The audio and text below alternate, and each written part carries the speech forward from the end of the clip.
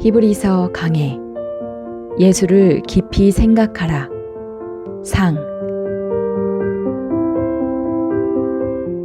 19. 영원히 멜기세덱의 반차를 쫓는 제사장.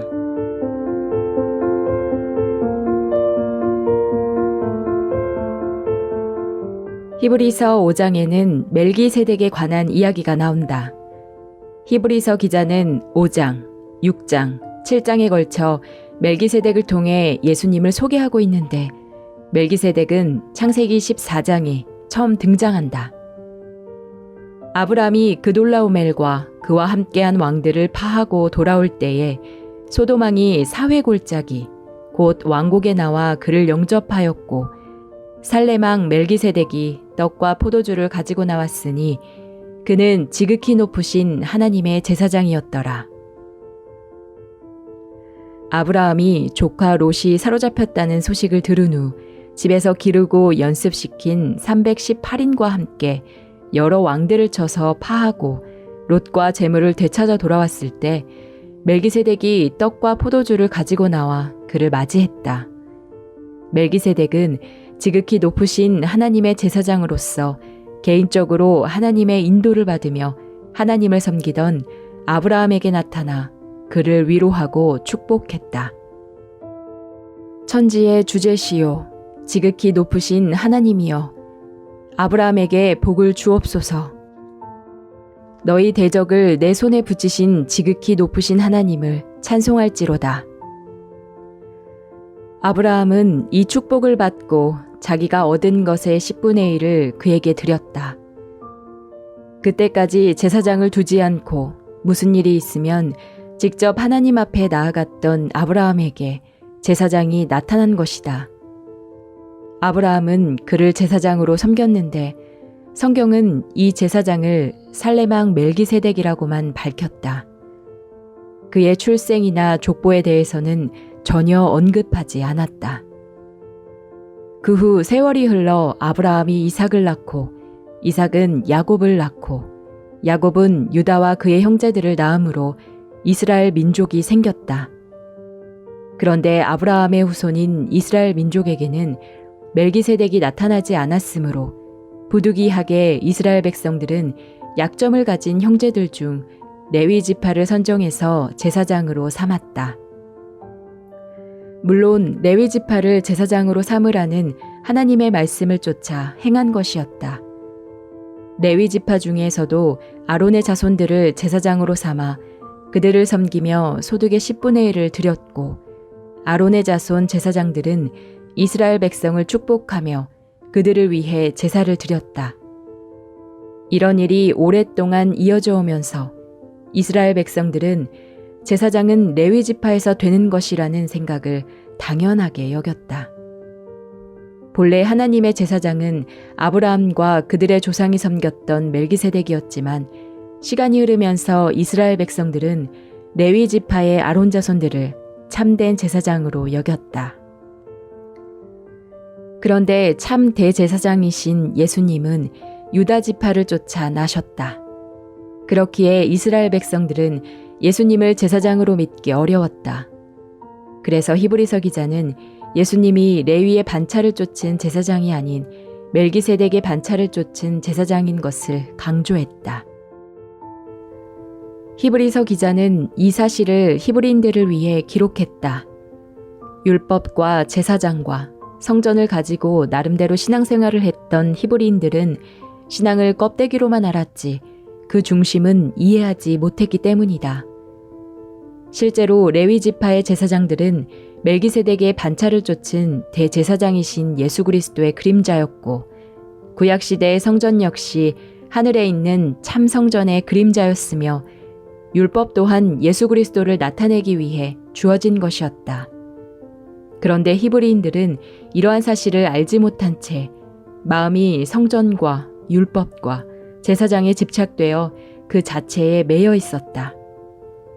즉, 참 형상이신 예수 그리스도를 발견하지 못하고 그림자에 그들의 마음이 머물러 있었던 것이다. 하나님은 시내산 꼭대기에서 모세에게 하늘에 있는 성막을 보이시면서 그 성막과 똑같은 성막을 만들라고 지시하셨다. 그 후 오홀리압과 부살렐이 광야에서 성막을 만들었는데 그것은 참 성막의 모형이며 그림자일 뿐이었다. 우리는 그 성막을 통해 거룩하신 하나님을 이해하고 성전 되신 예수 그리스도를 발견할 수 있다. 또한 이스라엘 백성들이 엿새 동안 일하다가 일곱째 날에 쉬는 안식일 역시 죄악된 세상에서 고통스럽게 일하다가 안식일의 주인이신 예수님 안에 들어오면 참된 쉼을 얻을 수 있음을 보여주는 것이다. 만일 우리가 이 사실을 알지 못하고 안식일 자체에 매여 안식일을 지키려고 했으면 예수 그리스도를 통해 참된 쉼을 얻을 수 없다. 이스라엘 백성들도 레위 지파의 제사장에게 집착하면 예수 그리스도가 참된 제사장이라는 사실을 이해할 수 없었다. 그렇게 되면 예수 그리스도가 대제사장으로서 우리의 모든 죄를 위해 십자가에 못 박혀 돌아가셨다는 사실을 받아들일 수 없기 때문에 하나님은 미리 멜기세덱을 아브라함에게 나타내셔서 예수님이 멜기세덱의 반차를 쫓은 제사장이심을 그들에게 깨우쳐 주고자 하셨다. 율법에 나타난 모든 것은 온전하지 못하다. 모형과 그림자로서 아무도 완전케 하지 못한다는 것이다. 다시 말하지만 구약시대의 성막은 하늘에 있는 성막의 모형이고 제사장들은 장차 세상에 오셔서 우리의 모든 죄를 속할 대제사장이신 예수 그리스도에 대한 그림자다. 성막이나 제사장, 안식일 등 구약에 나타난 모든 것은 전부 예수 그리스도의 모형과 그림자로서 존재했던 것이다. 그러나 히브리인들은 예수 그리스도는 발견하지 못한 채 모형과 그림자에만 마음이 젖어 있었기에 히브리서 기자는 그들에게 참 형상이신 예수 그리스도를 소개해주고 싶었다. 대제사장마다 사람 가운데서 취한 자이므로 하나님께 속한 일에 사람을 위하여 예물과 속죄하는 제사를 드리게 하나니 저가 무식하고 미혹한 자를 능히 용납할 수 있는 것은 자기도 연약에 쌓여 있음이니라.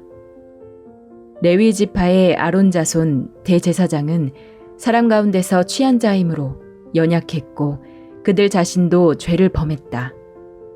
그래서 백성들의 죄를 위하여 속죄 제사를 드리기 전에 먼저 자신의 죄를 위하여 제사를 드려야만 했다.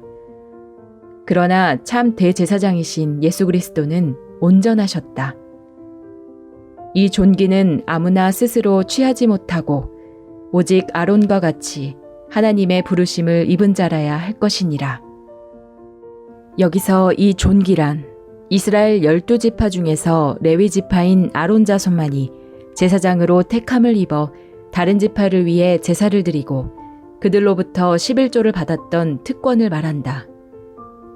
구약시대에 아무 지파나 제사장을 하지 못하고 하나님이 세우신 레위 지파의 아론 자손만이 제사장을 했듯이 멜기세덱의 반차를 쫓은 예수님 역시 스스로 영광을 취하신 것이 아니라 하나님으로부터 세움을 입어 대제사장이 되신 것이다.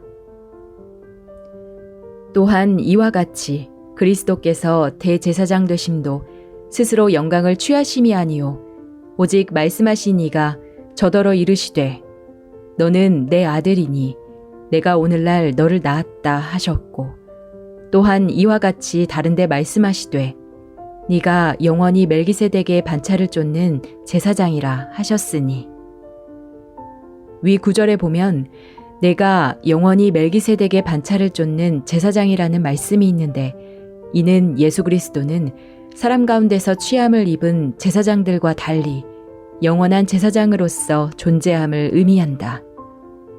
레위 지파의 아론 자손 제사장들은 연약한 육신으로 인해 자신들의 죄를 위해서 먼저 제사를 드려야 했고 죽음으로 인해 제사장 직분도 바뀌었다. 그러나 예수 그리스도는 흠없는 하나님의 아들이시기 때문에 당신의 죄를 위한 제사를 드릴 필요가 없었고 그 직분도 영원하다. 히브리서 기자는 이 사실을 설명하기 위해 멜기세덱을 내세워 예수 그리스도는 영원히 멜기세덱의 반차를 쫓는 제사장이심을 이야기했다.